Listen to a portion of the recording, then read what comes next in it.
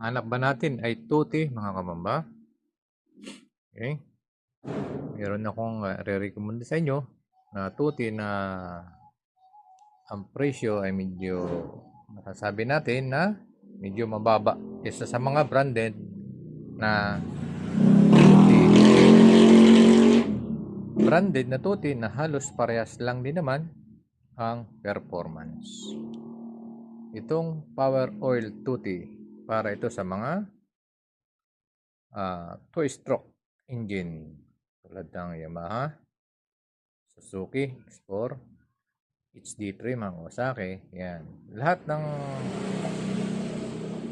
motor na gumagamit ng tuti. Mga grass cutter natin, pwede ito mga kamamba.